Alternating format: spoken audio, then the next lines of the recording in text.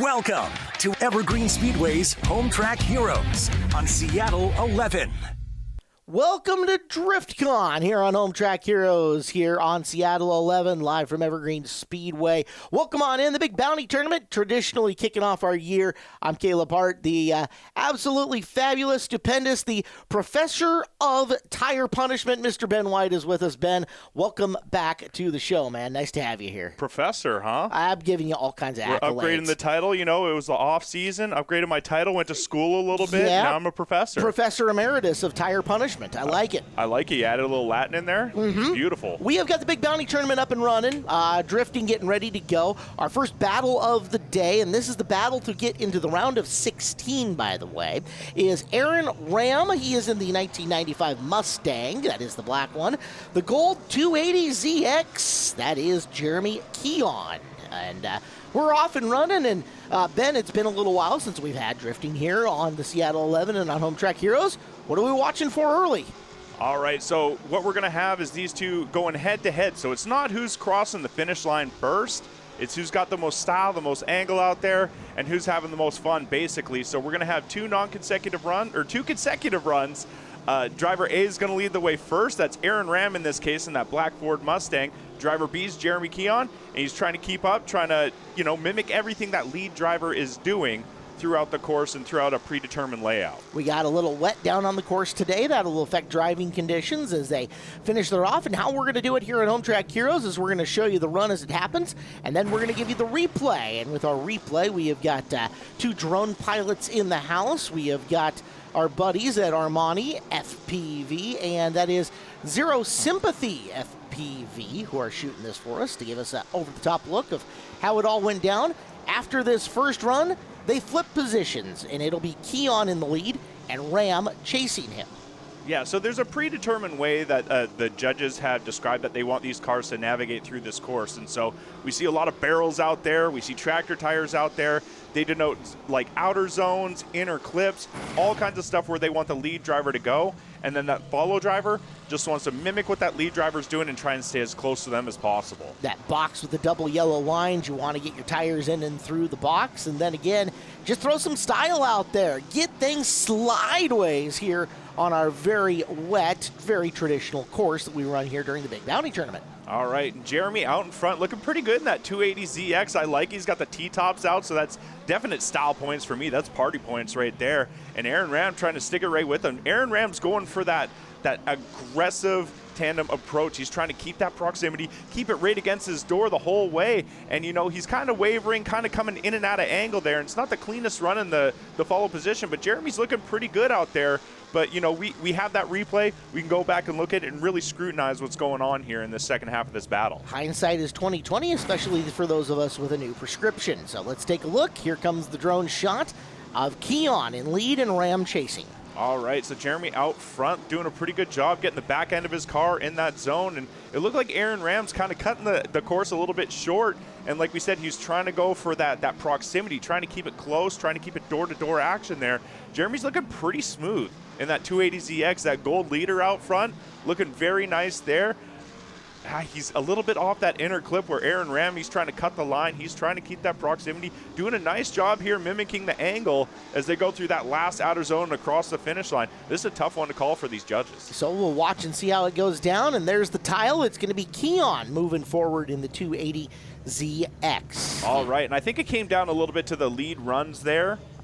Jeremy looked a little bit smoother out in front and in the chase position as well. Like, even though Aaron Ram had a little bit better proximity, I think Jeremy was a little bit cleaner back there, so the judges rewarding that consistency. Hans Luce has got the Corvette. It's the Mazda RX-7 of Dario Reddick, the white car versus the red machine, and we are up and underway. This is a cool battle. So both these guys are just gamers out here. Hans Luce going from the C5 to the C6 this year, looking pretty good. Nice choice there. And, Dario Reddick upgrading his whole program going to that FDRX7. Look at these guys. You can tell that they've shared the track once or twice together, and look at that side-by-side door-to-door action as they're coming around that south top light pole, looking very nice there. I mean, Hans Luce, man, you think there'd be a little bit of pressure on him, but he's looking cool as a cucumber as that FDRX7 right next to his door that whole way. Yeah, Reddick with a beautiful run as far as proximity goes. Could tell what kind of dipping sauce he had for his chicken nuggies there in the cockpit.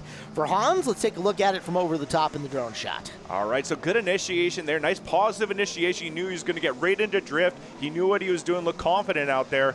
And look at that, Dario knows that, you know, his opponent's good. He's going to, no wavering, no nothing. He's comfortable getting right next to him, and look at that. JZ power under the hood of that FDRX7. You see a little left foot brake, trying to keep that wheel speed up, that vehicle speed down, a little sawing at the wheel. And look at that, both these guys smooth. They locked in the angle very nicely here, smooth as they navigate through the course, and one last transition as they cross the finish line. Very nice job from these two on run number one. You've said it a billion times, you really can't have a good chase run if you don't have a good lead run going there, and both those guys scored well and showed well.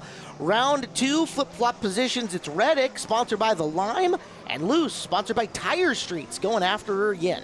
Nice angle there from Dario on initiation as he comes into outer zone number two. And look at that, Hans Luce trying to get up close with him. Oh, a little contact there. We'll check it out on the drones and see exactly what got brushed off the back of that car. Or maybe it was off the front of that Corvette. Who knows? But look at these guys going around the light pole again, trying to maximize the angle on those cars. That's what we really want to see. We want to see those cars as sideways, as big of an oversteer as possible as they navigate through. Doing a nice job here, crossing the finish line. Another tough one. Let's go to the replay and see exactly what transpired. God, I love seeing those front tires pointed out at 45-degree angles as they're slithering around these corners. Such a fun run from both Reddick and Luce. And like you said, second look at it from up and over the top and we'll get a closer eye. All right, this is a cool vantage point right here. You kind of see, you know, it feels like you're the third car in tandem right here, catching the taillights of that C6 Corvette. Nice transition from both these guys. We'll tap on the brakes, settling the car down for Dario. And look at that. Yeah, a little bumper sweep there from Hans. Doing a nice job in that Corvette, keeping that proximity. And, man, that FDRX7 is a beast. I've been following Dario all over the offseason, seeing exactly what's gone into that car. That is a nasty build. And, look, Hans is doing a nice job here, sticking up with him, doing what he can as they cross the finish line. It's in the judges' hands now. Well, we'll see what the judges have to say as the run is finished off, and they're going to move Dario Reddick forward into the next run, so into the battle to get to 16. Dario Reddick has made it. We get ready for our next group. Corey Seward's the white and black 2008 Corvette, sponsored by 425 Motorsports. John Phillips, the green Nissan, self-funded, looking for sponsors other than his Visa card, as we'll begin. Yeah, aren't we all? Aren't we all? Yes, far too much. Yeah, Corey Seward, an interesting initiation there. You kind of, you know, had a little bit of angle and then poured on a lot more. I don't think that was, you know, necessarily intentional the way that he did it, and he kind of threw off John Phillips in the chase position there. So Corey, very nice looking C6 Corvette. John Phillips, I mean, we got to get the wide angle lens to get these guys both in frame here. So it's a tough one. It's one of those things that the judges are going to deliberate, you know, especially right on entry, right? You want to have that nice positive initiation, something predictable, and something that the chase driver feels confident chucking their car in and staying right there with them. And, you know, it was a little bobble on that. So I really want to see it again on the replay. Yeah, so a lot of angle got poured on all of a sudden, so I don't know if that necessarily threw John Phillips off there. It's a tough one to tell. It's one of those interesting gray areas because we're running a competition here. You are going against and scoring against the driver that you're with on track, but in some ways you really do have to work together, and making a move like that might end up hurting Seward because it screwed Phillips up so badly. Yeah, the lead drivers are supposed to, you know, put down what they call a chaseable run. So you have to go out there, and like I said, you got to be predictable. You got to be a little bit smooth and give ample opportunity for your competitor to stick it to the door of your car. And if nothing else, it just makes you look good. Yes. So this time you get in through the corner, and you can see that where getting into that turn, Phillips was a lot more consistent, at least on that initiation. He didn't have that huge angle going in, but it was a lot easier to chase as you got the ooh going. Yeah, oh yeah. I mean, like you said, I said a billion times, you can't have a good chase without a good lead. This lead right now from John Phillips in that green S13 is looking phenomenal. I like what I'm seeing here, and it gives, the opportunity for Corey to look good. It makes him look good in the back. Ooh, a little bobble crossing the finish line. Not a full transition there. So we'll go back to the replay and, see if we can scrutinize a little bit. Let's do so. We're good at this part, let's go to the top.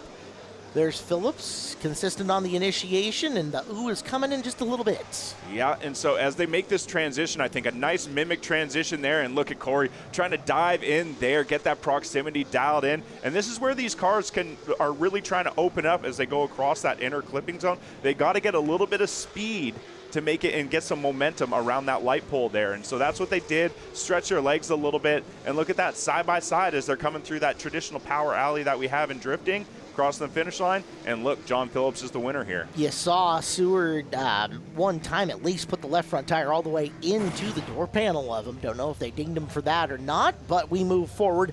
Cody Smith's got the Mustang. Dad buys tires. My mom, and on the next one, it's Cameron Cook. He is in the black Mustang himself. My mom sponsors me.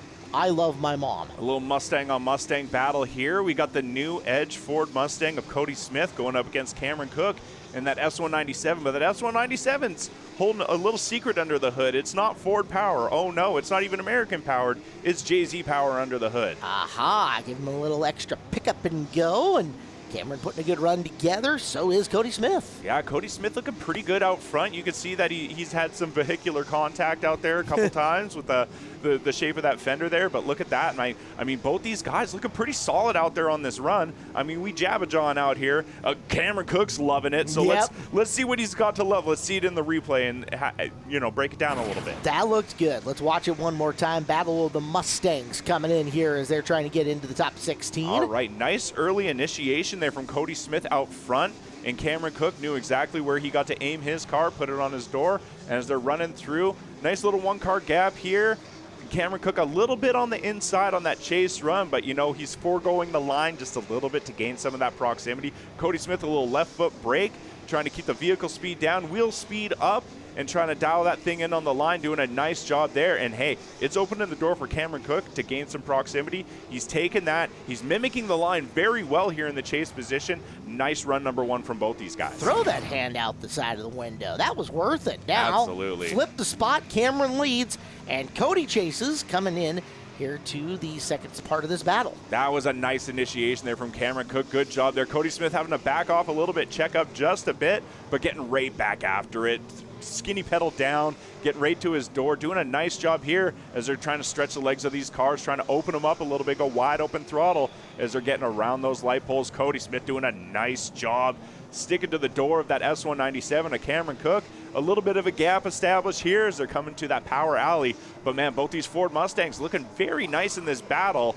Very good head-to-head matchup from these two. Man, Cameron Cook was smooth out there. He was into just about every zone. That power on that JZ is snappy for him in that Mustang. I mean, it's been in that chassis for a while. He's had this car together for a while, so he's got to do fine adjustments for a long time, and you can see it starting to pay off in this car. He's looking very comfortable out front. That was a nice aggressive initiation from him, and as he's going through the course, man, that line so far looking unbelievable, putting his car, putting the back tires in those boxes right where they're supposed to be, a little bit off that inner clip, but that gives ample opportunity for Cody Smith to dial in that line up a little bit. And look at that, trying to leave a little tire signature on his door here. A little bit of a gap he had to check up just a bit, but man, as they're rounding that light pole going through that power alley, both these guys looking pretty good here. It's going to be a tough one for the judges to call. It ain't a good one unless the tire smiley's involved in a lot of cases. Cook is going to move on. Cameron Cook, yeah, I bet he's patting the roof of his car for that one. We're moving on. Commercial break coming up. More next on Hometrack Heroes on Seattle 11. Welcome back. The Big Bounty Tournament continues. DRIFTCON here at Evergreen Speedway and Hometrack Heroes on Seattle 11. Ben White, Caleb Hart. We are still battling to get to 16, and our next group of drivers up and on the track. It is Kyle, is it Higa? Kyle Higa in the black, white, and orange BMW, sponsored by Good Enough Racing, and Avery Thomas, the purple 350Z with LS Swap 425 Motorsports on it. Yeah, I hope you're not asking me how to pronounce names. You know, I'm just looking for a little affirmation, that's all. Okay, well, don't ask me how to pronounce Jace's name if it ever comes up. But, gotcha. Okay, so Kyle Higa here. That's how I would pronounce that name as well. Going up against Avery Thomas. Kyle is in the black BMW out front. Avery Thomas is in the purple Z. That's all you got to know here if you want to differentiate the two. But it looked like early on the run, Kyle Higa had a little bit of a hiccup there. Maybe poured a little bit too much angle in the car without having enough momentum to bring him through the course. So let's see what happens in that replay here. The last bit of it looked good, but like we said, that lead driver, they set the pace for this run. So if all of a sudden they do something to incomplete the run, whether it be coming out of drift, spinning out, those kinds of things, the run is done at that point, right? So that's only on the lead driver here. So we watch him as he brings it around that transition. A lot of angle poured in the car, basically parks it, and that could be deemed as unchaseable on the judge's part. Definitely a big mistake on Kyle's part. So that's unfortunate for him. Like, I mean, he's always fun to watch. You see good enough on the doors of that car, all four of them. That's part of his team. A lot of fun to watch him run with those guys. And, he's out here at the big bounty tournament. 64 of the best drivers. He's one of them, trying to throw on a show for the DRIFTCON crowd out here. Well, words. Yeah, you got him. Flip positions. Thomas now up in the lead. Higa chases, and we've seen it. We've seen a couple of guys hurt their scoring in the lead run right off the bat. Higa might be chasing some points here in the chase position. Oh, yeah, you can tell he's hungry right now. You can tell he knows he's sitting on a deficit, so he's real aggressive in that chase position, doing a nice job trying to push the pace, trying to, instill a little bit of fear, a little bit of worry in Avery Thomas's part, but, he's looking pretty cool, calm, and collected in that purple Z out front, doing a nice job navigating through this course. Nice stance on that car. That purple Z looks like it's low. Like, I like it aesthetically. It's very nice to me. Ooh, that last corner overcooked it. That's past the finish line. All right, that's past the finish line. All right, gotcha. It doesn't count. Okay. You're right. We would, in the circle track world, we'd say he is ride height very low down in that thing, but balanced is a good word to look at it. As let's go up top from the wide / now way zoomed in angle of the drone pilots. All right, tapping on the brakes there, getting the car settled down, slowed down for that outer zone. Doing a nice job. There's Avery Thomas. Big angle here. And, Kyle Higa does a nice job of helping him out. He said, hey, that wasn't enough angle. Let's throw on a little bit more. Gave him an extra 10 degrees, helped his buddy out. Right. That's all they're doing out there. So nice work from them, little teamwork as they're competing. And coming through this traditional power alley looking good. Nice mimic there from Kyle Higa as they transition one more time, crossing the finish line. But you know what? It's Avery Thomas's day today. And that's part of the reason why we get these looks from up top, because it might show us something that we may not have caught from the flat camera angle. Next up, Patrick Held, the black and neon S13 240SX with the JZ power, and Carlton McDonald, the red and black 2001 Ford Mustang. This should be a cool one. So Patrick has held a Formula Drift license, gone up and raced on, what is essentially our version of like a national circuit. Right. Done that thing out there. And Carlton McDonald, he's got the dreams of doing that, right? So he's got the car built for it, and, he's got the aspirations to get there. So this is good, kind of like a yardstick battle here for Carlton McDonald to test his skills. Patrick Heald out front, looking very nice in that Heald Racing S13, JZ power under the hood. And look at that, Carlton McDonald, very aggressive here. So not necessarily matching the angle as he was going through the course, but very aggressive with that proximity here. So let's go back to that replay. Let's see if I'm telling truths or if I'm telling lies here as far as the angle goes. It didn't look consistent. It didn't look matching throughout, but very aggressive on that proximity. A second look at it begins right now. Heald in the Zeknova Tires sponsored car. Nitrous Outlet, the primary sponsor on McDonald. So nice job here. So there's a good match of the angle, from Carlton in the chase position. That's what he kind of wants to do. He wants to be basically like a ghost version of that lead car. And now you see it's not the same angle in the chase position. And so that's kind of one of those things, like you want to have the cars basically parallel as they're going through the course. And so Carlton McDonald sacrificing a little bit of that angle for a little bit more vehicle speed to keep to the door of his competitor. So that's where he values, in his mind, he values a little bit more of the proximity than the angle and style that. Would you say that the perfect chase run makes it look like it's a synchronized swimmer? Yes. Okay. 100%. So flip spots, easy for me to say. Carlton McDonald leads, Patrick Hilda chases. All right, so Carlton McDonald out front, that Ford Mustang, looking pretty good. Swinging that thing around, that new Edge Ford Mustang, like what I'm seeing there. Stroker Ford power under the hood. A lot of Fords early today. A lot of Fords, man. I mean, hey, those Fast Mustangs on race work. day, yes. Or, you know, whatever. Or something other, else, yeah, whatever. You know, acronyms and stuff. But, I mean, these guys looking good throughout the course, crossing the finish line. I mean, we jab a John, like I said. We jab a John, so let's go to the replay. Let's really scrutinize here and, you know, see if one of these guys did better than the other in the second half of this battle. All right, again, McDonald is leading off here, and first chance to score is on initiation. There's a big fiend going into the corner and up and around. Okay, so nice job there in the lead position by Carlton, filling that outer zone, exceeding the line just a little bit, but getting into that second outer zone very nicely. Patrick Heald trying to follow him around, trying to, you know, gain some proximity, trying to push the pace a little bit, throwing on a little bit too much angle. And this is where Carlton McDonald is trying to use that high horsepower to run away from his opponent. But, hey, man, these track conditions aren't necessarily going to, you know, benefit you trying to do that. So coming through this power alley, I mean, this is a very even battle from these two. Like I said, a bit of a yardstick battle here for Carlton McDonald. See how he measures up. And you know what? It was too close to call. All right, we'll get this one coming up again just a little bit. The drivers will circle around, get back into line.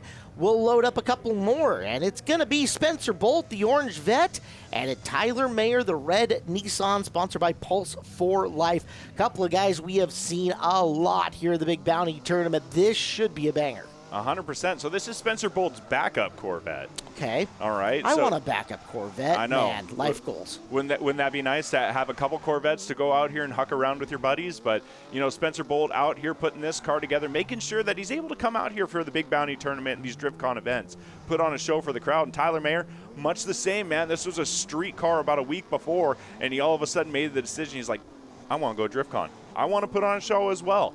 And so he put all his like race car body panels on this thing, made sure it was going to be able to come out here and compete against the likes of, you know, the backup Corvettes of the world. And you know what? It's looking pretty good so far. All right, we get a look at the replay. Bolt and Mayer. Bolt leads, Mayer chases, and here comes our replay.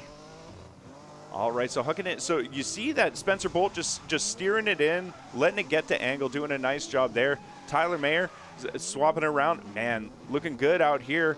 I mean, you know, no defense needed out here. You don't need to put a shield up, Caleb. You do not. Green Shields, in fact, your trusted local family-owned store since 1953, specializing in brake lines, clutch lines, and especially high-performance lines designed for drift cars and competitive racing. When precision matters most, Green Shields delivers unmatched quality and reliability. Race into Green Shields today and experience the difference. Trusted by champions, Green Shields, fueling performance since 1953. All right, so that's run number one from these two. We're going to reverse the order now. Tyler Mayer is going to lead the way. He's going to set the pace in that S13. VQ power under the hood of that thing right now. And look at that, Spencer Bolt trying to hunt him down. Oh, a little bumper tap. Oh, and pushing him right off course. Full send. It's a love tap that shoots him out into the tulips, and that'll finish this run off. Just push him out in the tulips, right in Mount Vernon, huh? Yeah. Sent him from Snohomish to Skagit County and just said, get out of here. And it wasn't even tiptoeing through him. We are going to get a replay nonetheless. Yeah, so this is where this, you know, there's a little bit of timing that takes place in drifting, right? So you see on this transition, this is where Spencer Bolt's trying to get on throttle so he can dive in, and it was just a little bit too early, caught that lead driver. Now the chase driver needs to be able to give that lead driver the opportunity to transition. So like you said, these guys need to work together. Unfortunately, they didn't, and Tyler Mayer, hey, he gets to move on. Forward he goes. They're battling to get into the 16 as we've now got Alex Steins. That is the black S54 swapped BMW sponsored by Zestino Tires. And Leon Ban, red, black, and white E36 with the JZ underneath it. Autobahn Garage sponsoring him. You know, having a second E46 doesn't have the same prestige as having like a second C6 Corvette, but this is Alex Stein's comp car, right? So this is more of like a DRIFTCON oriented vehicle, whereas he has a blue one that's more grassroots oriented. Okay. And Leon Ban, he's doing an awesome job with the Autobahn Garage, his whole thing that he's doing, you know, hooking you up with the Link ECU stuff, and he's got his E36 BMW. You know, he respect the elders. The E36, that old school back there, baby. Proven. proven. It's one of those good chassis. And hey, this is one of those things where the nerds will talk about. It's a sedan, right? so normally you think sports car, you think coupe. But sedan E36s, actually the chassis is like stiffer. It's better oriented for racing. And Leon Ben knows these things, so that's why he built his car out of that. And it's looked good so far. We get a second look here at this run between Steins and Ben. Yeah, so Alex Stein's doing a nice job out front. Stunt driver by day, drifter by night, part of the Dark Lotus drift team. Looking good out there. I mean, you don't see a lot of like crazy corrections. The wheels look like they're spinning the same speed the whole time, so kind of a set it and forget it thing for Alex Steins, which is great. I'd like to see, Leon Ban take a little bit more opportunity from something so smooth out front in that lead position. I was going to say, Steins very consistent to the throttle pedal the whole way as Ban gets up and says, heck no, Orange Barrel, get out of my way. Yeah, Donkey Konging out there just a little bit, but Leon Ban, hey, he's a little bit more of a firecracker out there, man. He is either going to make the podium or he's going to make the highlight reel, and he's got quite the highlight reel footage going for him so far. Big angle from him right here. Doing a nice job coming around that light pole, and Alex Stein sticking it right to him. Ooh. Doing a nice job of mimicking that angle there. Like to see him a little bit snappier, a little bit more proactive on those transitions, but they cross the finish line, and we get to go check out that replay. Good run. This will be fun to watch here on the replay as once again, Ban in the lead, Steins following him, and it starts with some speed coming into this first corner, and here comes the angle.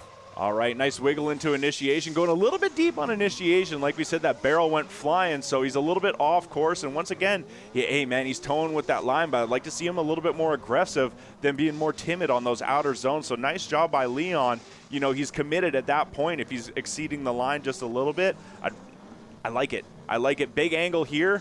And, Alex Stein's a little bit more of a tempered approach. I don't think that he was ready to pour on that much angle. I think it would have taken him offline. So a nice job from him knowing when to do it, when to not do it, when to go for it, when to hold back. Nice job from both these guys, but Alex Steins, hey, man, he's going to be the one moving on. Judges say that Steins did the better job of the two. I would hate to be a judge of this sometimes, as this is it's been tight in a couple of these.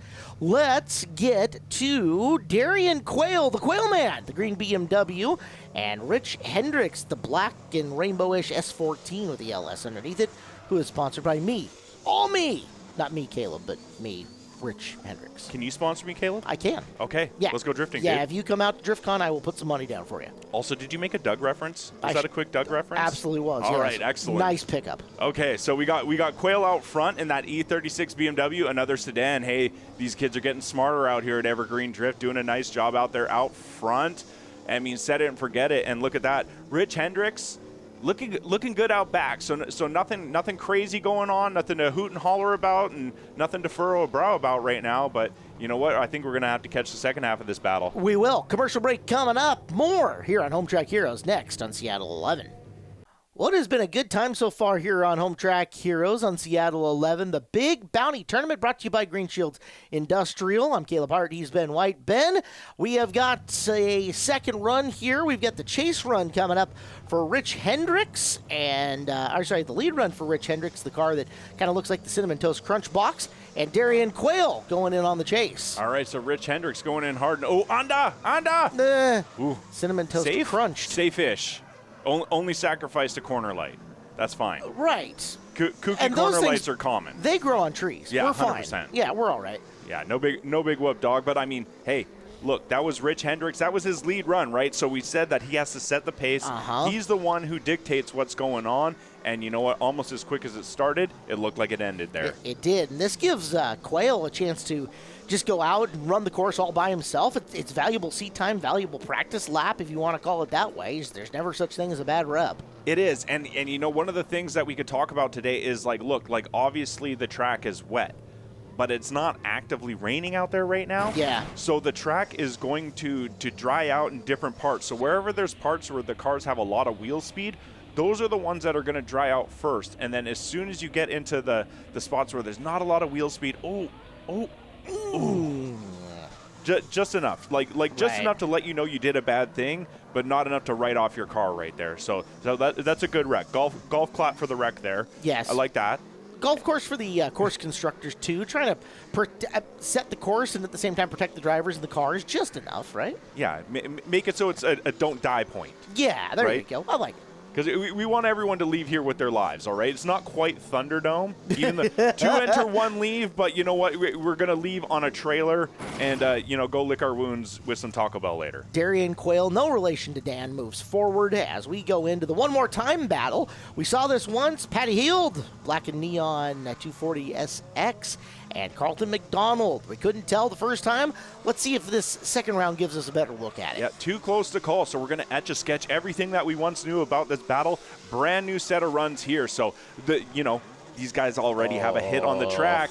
They already have a hit against each other, and, they should be able to go back there, do a mental powwow, and figure out what kind of shortcomings they have to overcome and see if they can get the victory here. But look at that. Patrick Heald looking nice out front. And, hey, Carlton McDonald doing a nice job of dialing in that proximity, and he's got a little bit better mimic of the angle there. That's what I like to see there. Both these cars side by side, door-to-door action. I love it. That was a dope run. I like it. That was good.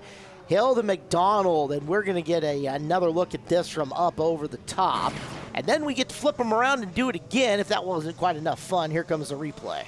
All right, so good initiation from Patrick Heald. Like nothing crazy, just wiggles the butt of that car, gets it initiated, gets it in drift, and Carlton McDonald right there with them. So you could tell he kind of went to school a little bit. He might have had a spotter. I'm pretty sure Tori's his spotter, Tori Jelinek, in his ear telling him what he's got to do, basically just saying, do better.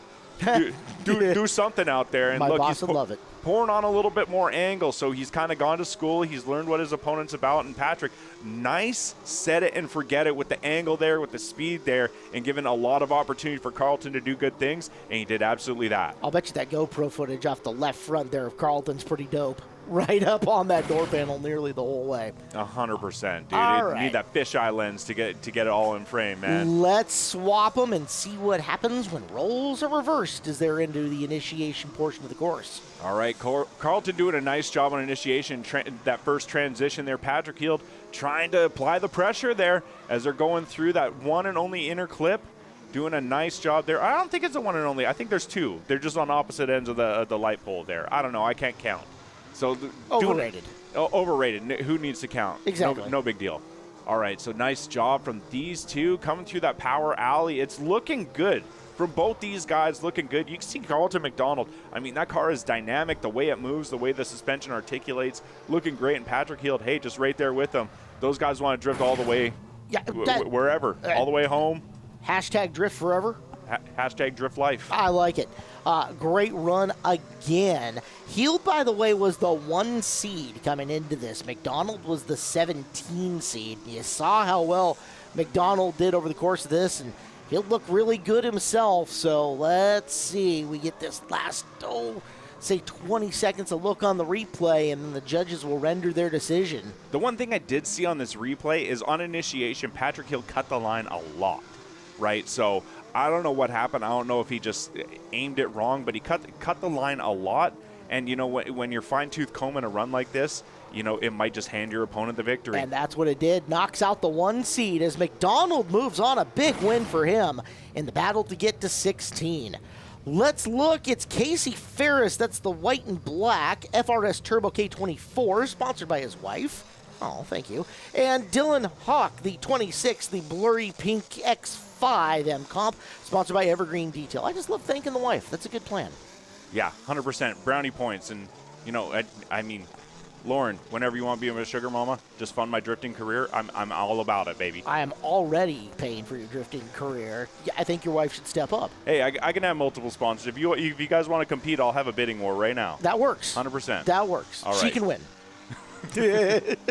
She already does. That's dude. half your money anyways. But all right, so good job from these guys. I mean, Casey out front, man. That car is good. I mean, it is ready to rock as long as it's not doing Honda K-Series things. I mean, that thing is just trying to rattle itself loose all the time, it seems like. So he's running into, weird gremlins, but when that car is on, Casey is ready to put that car in all the right spots. And look at him out front, doing a nice job of swinging that car around a little bit shallow on that second outer zone, giving ample opportunity for Dylan to dive in there. But Dylan a little bit far back, and I mean, he's just trying to stretch the legs of that E46. You see him sawing at the wheel and trying to do whatever he can to gain some proximity to Casey. looking very nice out front in that FRS, that BRZ, the whatever you want to call it, but it's Honda power under the hood. Honda power to the front, baby, crossing the finish line, looking good.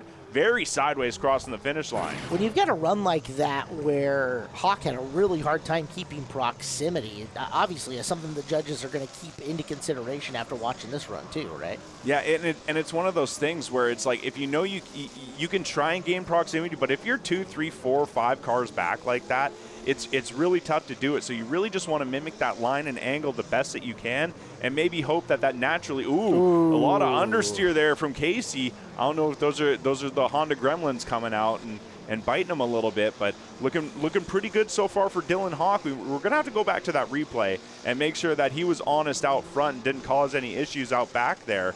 But I didn't see anything at first glance. Hawk did definitely overshoot it in Donkey Kong to barrel early in the run, so we'll find out. We get the benefit of going back and up over the top with our lovely drone operators. Or actually, we'll do a side-by-side here and there. Uh-oh, I'm cross-eyed. Yeah.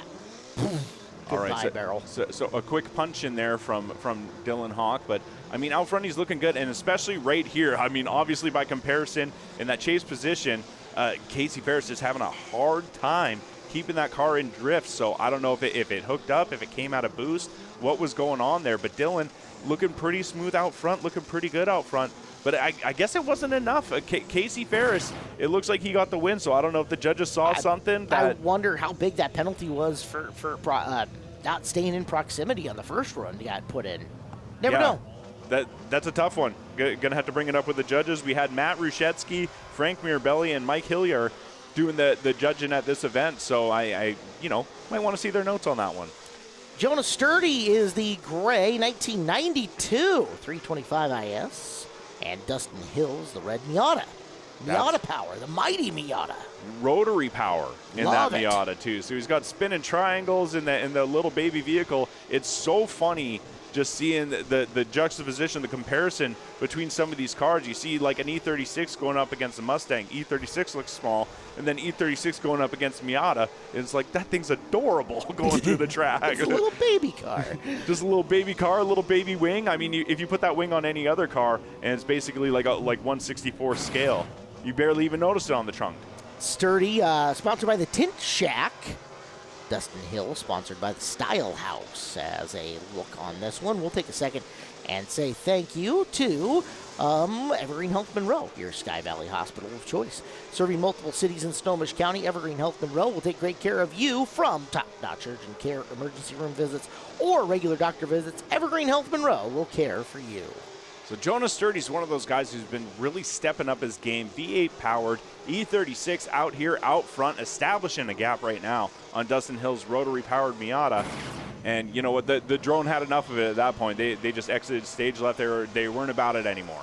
So we're going to reverse the order. We're going to check it out here. D Hill, Dustin Hill's going to lead the way right now in that Miata. He's going to set the pace, and Jonah Sturdy's going to try and just put it right on his door and see what he can do here. So nice job, nice transition. Dustin Hill, you can tell he's fighting that car a little bit. Those Miatas, I mean, they're track monsters, but they're meant to go straight. They're not meant to oversteer like they are. So you're fighting the natural urges of the vehicle and the natural mechanical advantage that it has in the back.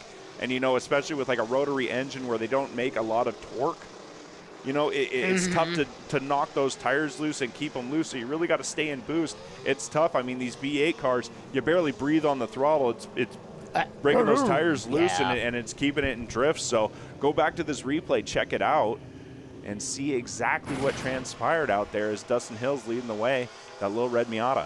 One more look, pretty flat from the viewpoint of the angle getting in that first initiation.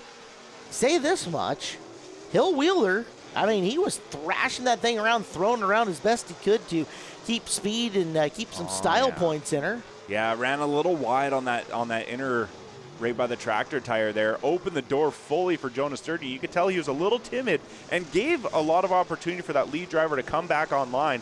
Nice job from him to be aware of what's going on track, the whole situation. And look, man, I mean, that's Jonah Sturdy just establishing dominance. Would have loved to see like an in-car of how Sturdy was working the pedals and the steering wheel during that entirety of the chase run. That could have been fun. It is Nate Krigg, green BMW. It's an E46. Hello, sedans.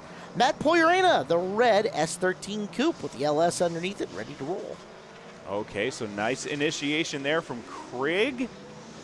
Do a nice job throwing on some angle there. Swoop, wow. Big transition there from that car. That is aggressive right there considering the conditions, but they might be drying out right in that spot, offering a lot of, traction where there might not have been some before. Man, that is a lot of angle out of that E46. Holy crap, Nate Craig. Like, put some respect on this name right now. He's looking good, but Neil Poirena just kind of, he was timid at first, it looked like, but he's like, okay, I see you, man. Like, had to dial it in the last part of that run. That was nasty from these two. Again, it's a sedan, folks. Like, goodness gracious. Which one's a sedan? The front one, isn't it? Oh, that's a coupe. Oh, it's a coupe? There's only 2 doors. Ah, okay, my bad. 2 doors are less fun. Well, I don't have my glasses on. I can't see. That's okay. Ah, thanks. So, let's get back in it. Can we really say Poirena's car is red? That's got, a hodgepodge of coloration to it. Hey, as far as S chassis go, that's as red as it gets, man. You're lucky that he's got, 60% of the panels matching at this point. But looking good here, and I think this is about where Poirena, really kind of figures it out. He's like, okay, I need to do something here. That is a lot of angle right there from that E46 of Craig. Nate Craig just putting it forklift style right now. That was unbelievable on that first run. That is a great lead run. That's about as good as we've seen all day. Well, let's see. Gauntlet throw down for Poirena as he will launch and into initiation this first corner coming up. All right, so nice subtle initiation there from Poirena, looking good out there. And hey, he's looking aggressive as he comes into outer 2. So I feel like that's part of the track that's drying out. They're finding a little bit more traction there. Oh, and Craig, a little bit of an overroad. Taking out the corner light on that E46. That's a big mistake in the chase position. And considering he had such a good lead run, that sucks for him because Neil Poirena, he's now established a gap. He's looking good out front. He's looking not shaken, not stirred. He's keeping that thing sideways across the finish line, looking very nice out there. Boy, as good as that lead run was, that chase run had some warts on it. Let's look at it one more time. Man, you got to put 2 runs together, right? Mm-hmm. That's half the battle, is just putting these 2 runs together. So Neil, we've seen him out here a lot, or Matt Poirena. I'm sorry, I keep calling him Neil. I'm stoked on his brother because he's got that Yee-Bird out there that he brings out every once in a while. But this is Matt, looking solid, V8 power, and man, Craig just trying to cut the line a little bit, but that's not the inner clipping point where you want to cut the line at all. It almost started earlier in the corner where it looked like he had oversteered getting into the turn and was making a correction there that cost him into that Ute tire. Well, yeah, chucked on a little bit too much angle, brought him shallow on the line, and you know what? That's going to bring him right on the trailer because Matt Poirena, he's going to move on. All right, battle to get to 16. Samuel Yeet Black Corvette, and Nick Brockmeyer, the white with gold livery Mustang. Yeet Man, sponsored by Podium Wheels. He's got that red line Coffee Co. on the side, him and his wife throwing it down with the coffee stand life. Hey, looking good out front in that C5 Corvette. We've seen a lot of C6s out here. Yeet Man, he got the C5 Corvette, making it look good. That thing looks nice and low as well. Lots of style there with that JDM-inspired livery. And hey, look, man, Nick Brockmeyer, solid driver, new Edge Ford Mustang, but Yeatman right now, he's established a bit of a gap. So I don't know if something happened in the chase position there for Nick, but man, Yeatman, as he's throwing it across the finish line, maximizing the angle there, looking solid from out front. We're all starting to see some tire smoke coming off too, so this course is drying in places to the point where we're getting a little bit of a smoke show. Watch it happen once again with Yeatman leading him into the corner. All right, good initiation. Yeah, there we go. It's not just mist. It's a little bit of tire smoke coming off. That's what we like to see. Track drying out. That's awesome.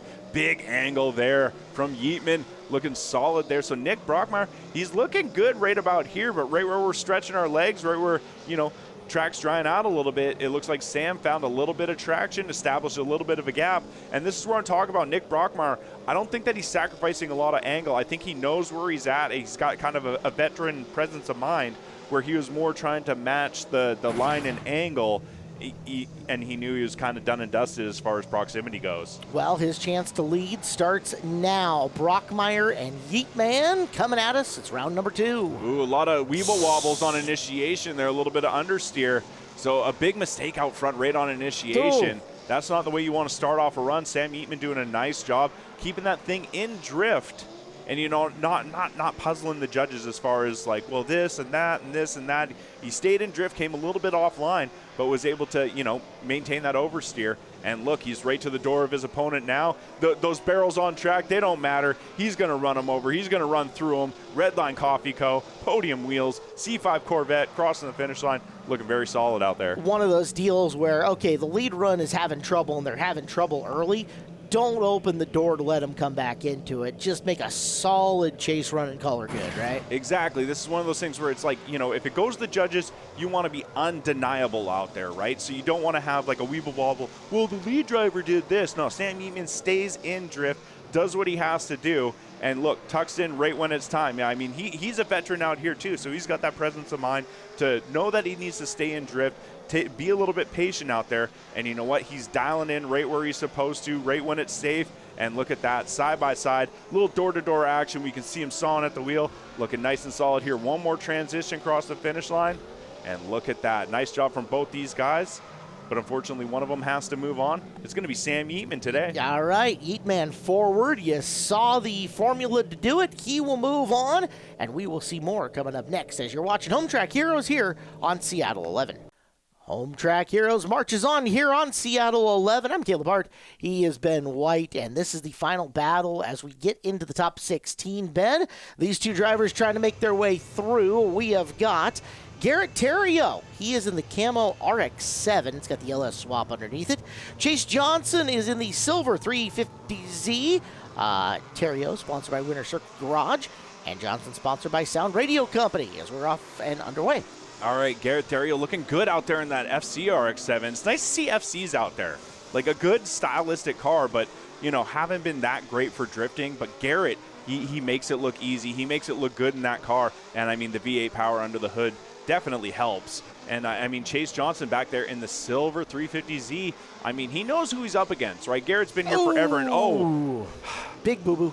He knows who he's up against, but he forgot how to keep that thing in drift. Right. So that's unfortunate, but hey, the lead driver need to keep them honest, need to make sure they finish the course. It looked like Garrett Theriault did exactly that. All right, we'll get one more look at it, and we'll see Chase Johnson digging himself a big old hole here before they flip positions. Johnson will be the lead, and Theriault will be the chase. One more time, big thank you again to our guys with the drone shots. Armani FPV, and I'll write down the name of the other one. We'll give him some name recognition coming up in a little bit. Is it Zero Sympathy? Zero Sympathy FPV, thank you very much. Zero Sympathy.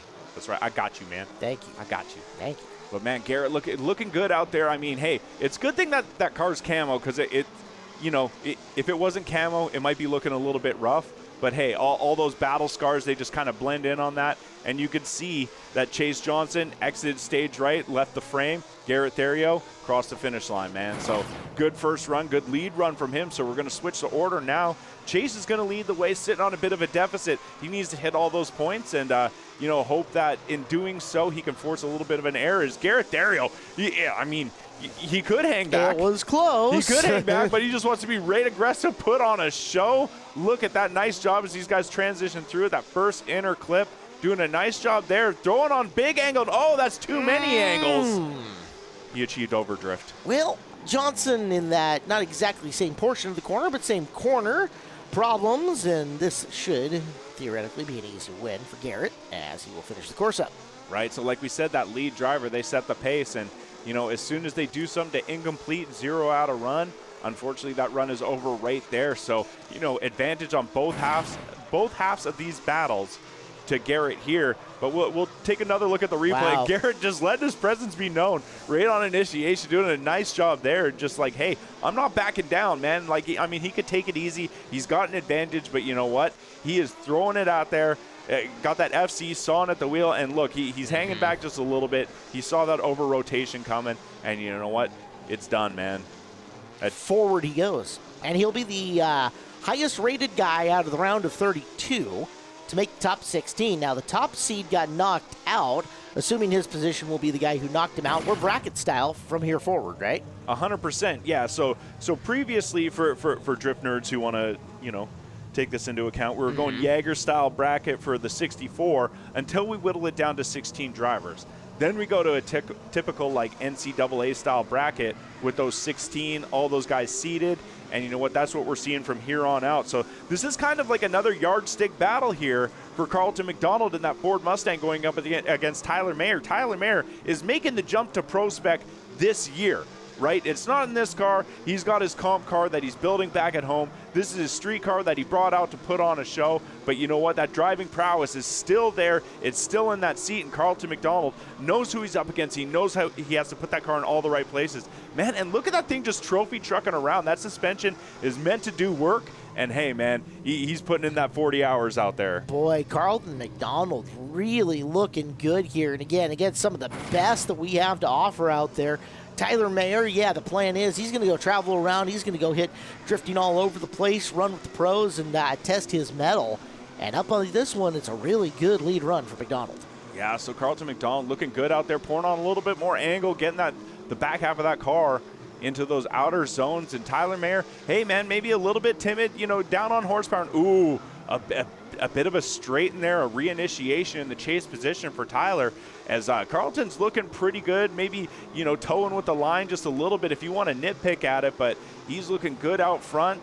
And you know what? I think he's got a little bit of an advantage going into the second half of this battle. Well, watch what Mayer can do from the lead position. We have seen him put some wild lead runs together. And we're going in cockpit. Just watch the footwork and the hands here of Carlton McDonald.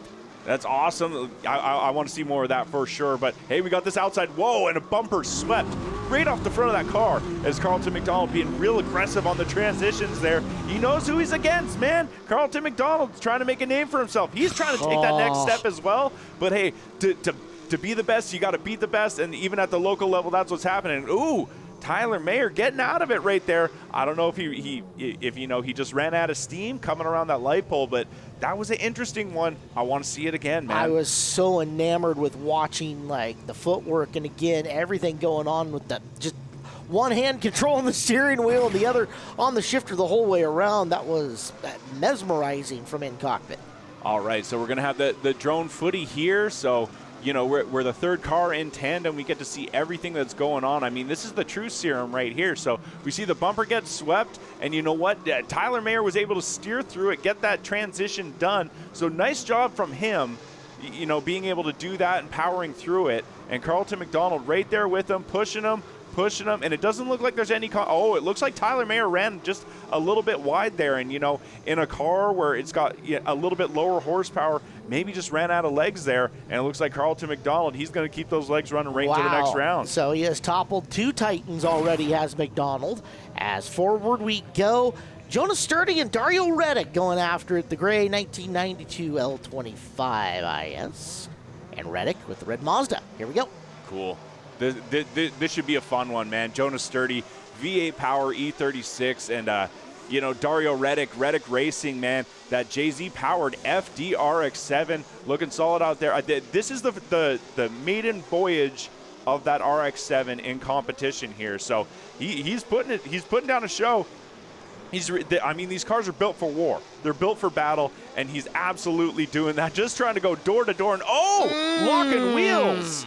Locking wheels as they come around that light pole. That's not necessarily what you want to do. That's a tough one. We'll go to the replay. We'll check out what's going on here. But, I think the fault there is going to be on Dario for being a little bit too aggressive. Okay, let's take a look at it. Now, Ben, you've been in position. Obviously, you've been announcing. You've been competitive. You've been competing. You've judged.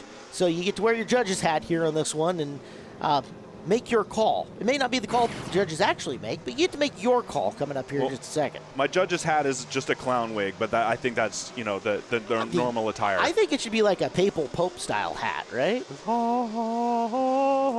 And now Ben Burning shall white pronounce. smoke. Yes. All right, so let's see what's going on here. So Jonas Sturdy looking pretty good, and this is all well and good right here, right? So, Dario's got half a car, and okay, so it's patchy conditions. right? So Dario's trying to stick with them. They're coming around the light pole. And, oh, actually. Sturdy over-rotated. Sturdy over-rotated. Sturdy over-rotated. So it was hard from that initial view that we had. You know, if you have wheel-on-wheel contact, sometimes that'll just loop a car around, especially that lead car, right? You catch tire on tire, it locks it up, and there's nothing that you can do. But it looked like Jonas Sturdy just, you know, he got offline, right? There's the racing line. Much like in F1 when they have wet conditions, they try and stay on that racing line, right? That's where the most grip is. And that's what's happening here is the track is drying out. There is a line that is way drier, and Jonas Sturdy found himself, you know, a half a car off of that, and sometimes that's all it is. And you know what? Just loop the car out on that first run, and, you know, Dario's sitting on a bit of an advantage here. Jonas Sturdy's trying to be aggressive, but that is a rocket ship out front for Dario Reddick.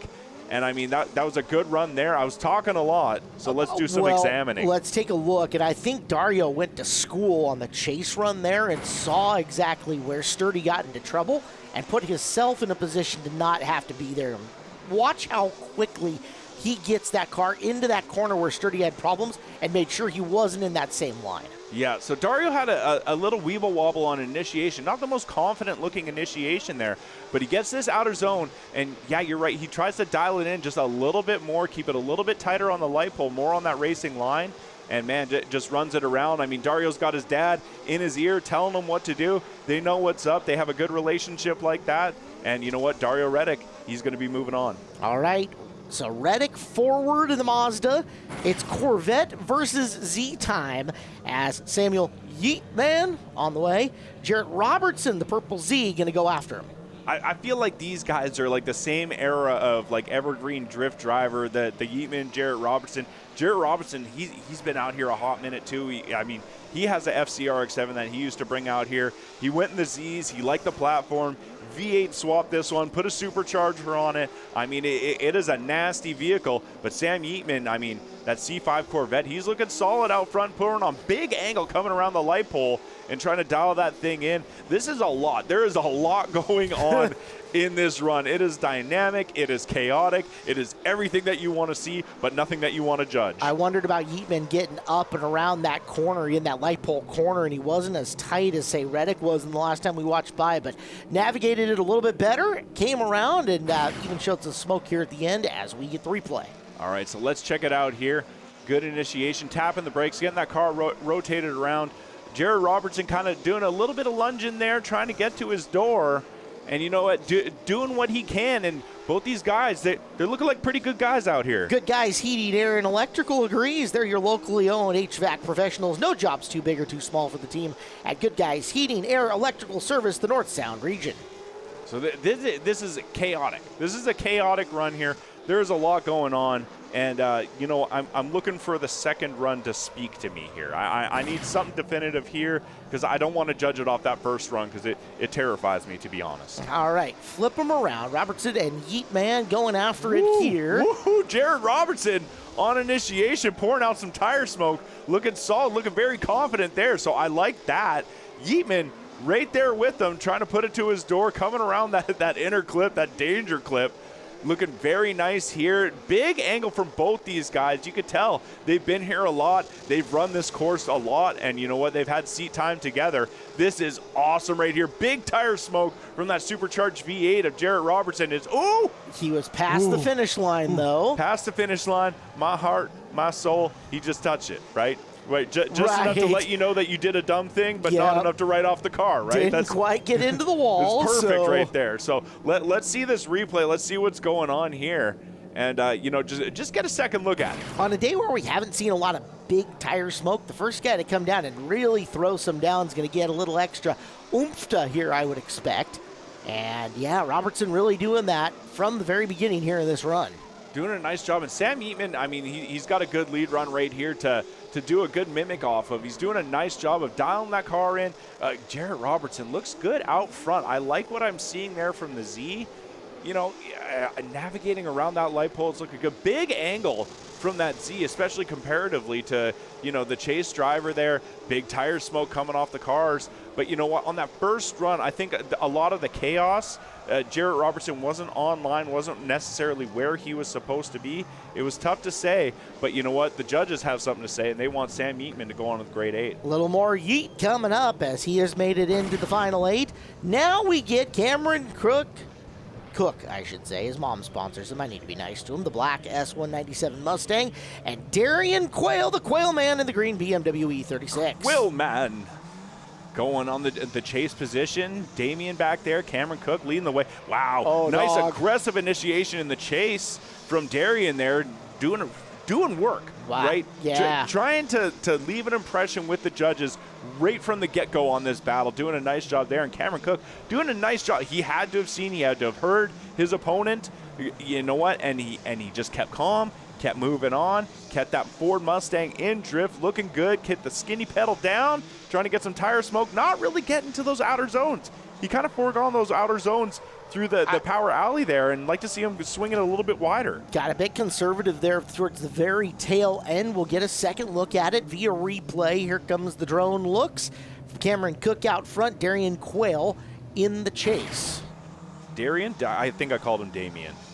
Damian, it's one letter off. Yeah, You're forgiven on one letter. Okay, I'm forgiven. Yes. Just from here on out, I better correct it. I better come correct for Darian Quayle right here. Is Cameron Cook very deep in those outer zones, doing a nice job there, transitioning well, as Darian moving around with him, trying to dial it in, trying to reel him in nice and slow. Both these guys are a little bit choppy at the angle. I don't know if that's the camera angle that we've seen, but kind of chopping at it, trying to add more angle, not so much gradually, but here as we come through the power alley. It's really 3 straight that he missed, because he missed the first one getting in through there as well. So he went 0 for 3 on getting the rear tires all the way out there. Yeah, that's tough, and you know, with those outer zones that we have, it's designed as such to make it, whoa, that's not necessarily what we want to see in the driftings. There is a pass. We're going to have to check the replay on that, because I was examining what happened before, this happened now, and it blew my mind. I don't exactly know what to watch now that you've got the chase car in front of the lead car and roles have been reversed. We are going to get the benefit of replay coming up in this one, and Cook's definitely getting closer to the outer zones on this time, but hey, guess what? Let's one more time. Why not? Let's see it on the replay version. Well, let's see it one more time. Let's not make the judgy call one more time yet. You got me standing up out of my seat now. I got to get my examining eyes on going right here. And he's got a hand out the window. I wonder does he got the devil horns? I can't see which fingers are up, as long as it's not the middle one. So, okay. So Darian ran a little wide on initiation, maybe offline, and Cameron Cook, I mean, those are like kind of the only times where you can pass the lead driver, is if they are way far offline to the outside. So then he took a shot to the side from him. Phew. This is a lot. This is a lot to digest. Okay, I need some Tums for this one, man. Wow. Well, I'll tell you what. We'll get you some Tums, because we're going to render the judge's decision coming up here in just a couple of seconds. And it goes to Cameron Cook. Let's go, dude. Patty Manny is upset on behalf of the Quayle Man as we're going to take a break. More coming up next here on Hometrack Heroes on Seattle 11. We are here on Hometrack Heroes on Seattle 11. It is the Big Bounty Tournament presented by GREENSHIELDS Industrial. He's Ben White. I'm Caleb Hart. Ben, we are into the round of 16, advancing towards the round of 8. And we have got Garrett Theriault and Chad Wilson going after it. The Camo RX-7 taking on the Silver 350Z with the LS swap. And here we go. All right, so we've seen Garrett Theriault already today. This is our first look at Chad Wilson out here. He's another one of those shredders, man. You know, added 2 cylinders to that Z, made it the way that it should have been. And, you know, he's been looking better and better. But Garrett Theriault, man, he's such a smooth driver in that FCRX-7, looking good out front. And Chad Wilson's trying to dial it in. You could tell these conditions are patchy out there. Ooh. It's got to be difficult for these drivers, and definitely difficult for Chad Wilson in the chase position. But you know what? Garrett Theriault making it look easy. He is our highest rated guy that was left coming into this from the initial rankings. Is Therio in the Winner Circle Garage sponsored car. Chad Wilson is in the importmeat.com car, and that's M-E-E-T, not M-E-A-T.com. Import meat, as in like meat up, and not import meat, as in like here's this Wagyu.com. It's good that you clarified that. You're welcome. I was getting hungry, but now I just want to hang out and meet people. I don't know. Imported ones? Imported people. Fair. Important or imported? A little bit of both. Now we need to differentiate between those two. As we get a look at this run here from Garrett and Chad. Chad, yeah, just the center of that turn's kind of the danger zone amongst these drivers today. It's where we've seen the most of the flub-ups within these runs. The flub-ups, yes, that is the technical term in drifting, the flub-ups. Absolutely. So now reversing the order, man. Chad Wilson, he's leading the way. He knows he's sitting on a deficit, so he's just got to put his car in all the right places as denoted in the driver's meeting. He's got to put it in all those zones, hit all those clips, and do it with as much speed, style, and angle as possible. He's looking pretty good right now. I mean, he's trying to establish a bit of a gap. You see him tiptoe through that one spot. He's like, just make it through here. Just make it through the rest of the run. And Garrett Therio, choo-choo, coming up right on your door, crossing the finish line. I mean, nothing that I could see there that would, create doubt. There's no doubt as far as Garrett goes. Made a clean run on the back end. And a big thank you to @Travis.pnw on Instagram. He gave us the on-car footage there from the Therio car, as we'll look at it again from way up top in the drone shot. All right, so good transition from these two. And Garrett Therio, I mean, he's being aggressive. He's definitely in there a little, it wasn't even a reinitiation. He just poured on a little more angle when he knew he could and dialed it in on Chad Wilson's door. Chad Wilson obviously looking a lot better right now, putting his car in some great places. But you know what? Garrett Therio is going to put his car in the place of the Grade 8. All right, also looking for a run in the Grade 8, the green Nissan, self-funded for John Phillips. And a big thank you to the wife from the white and black FRS of Casey Ferris. So John Phillips looked really good earlier when we saw him, earlier in the day. And Casey Ferris as well, he had a little bit of an issue with the car. Let's see if he can kind of overcome that. And, if we can get 2 full pulls from both these guys. John Phillips out front right now, that green S13, it looks great. S13.4, I think. It looks like it's got that S14 front end on it. You could tell because whenever they do that, they're missing the corner lights, LOL. But, I mean, looking good right now. As I say, he's looking good. He misses his zone and then chucks the car in a little bit hard. So we'll have to see from the drone shot. I think that was 2 zones misses. I think he missed the second zone. Yep, let's take a look. He's fired. Or he is out of the tournament after this next one. So initiation, I think he ended up just short of this zone. Okay, so yeah, it's tough to tell from there. A little bit panned back in the drone footage. I mean, let's fly a little closer. Let's get up in there. Just skirting on the edge of the other one as well. So, yeah, not the wide, big stylistic run that you saw the first time we saw him. Yeah, and so, encroaching on that inner line there was Casey Ferris. So, a lot of weeble wobbling. You can tell that these guys don't really know each other out there on track. It looks like they don't have a lot of seat time with each other, as far as I can tell, right? So, there's a little bit of a discomfort in the competition right now. But Casey Ferris out front. Now he's going to set the pace. He's going to lead the way. Looking good. And man, John Phillips. Those poor innocent barrels. Just exceeding track limits there a little bit. So he's going to try and catch up now. Casey Ferris, he's the lead driver. We need to keep him honest, make sure that he completes this, gets a full pull out in front, and doesn't do anything to incomplete the run. And as far as I could tell, Casey Ferris was a little bit further in front in the frame. My circle track friends will understand when I say cautions breed cautions. Pro sports guys would say mistakes breed mistakes. And I think you might have saw it there out of Phillips, who may not have had the best first run, a couple of little boo-boos, and I don't know, we'll try too hard right here on this first corner. Who knows? A little monkey see, monkey do? Could be. If we got to dumb the idiom down as much as possible, that's kind of what it is, man. You kind of set the pace. You set the example for how this battle is going to go. And, there's a lot of spots where both these drivers could have cleaned it up quite a bit and, made it for a much closer run, closer battle. But you know what? Hey, the guy who did the least bad was Casey Ferris. He's going to go in the Grade 8. That's how it goes in big-time auto racing sometimes. As we move forward to the next round, Avery Thomas has got the purple 350Z. That thing is LS swapped, 425 Motorsports on it. Alex Steins, the black S54 swapped BMW. Zestino Tires sponsors him. It's S54 swap? That's what it says. Oh, man, I was way off. Or it is it's the S54 and it's a swapped BMW. Who knows? Who knows? I don't know. Words mean nothing anymore. Motors are confusing. Indeed.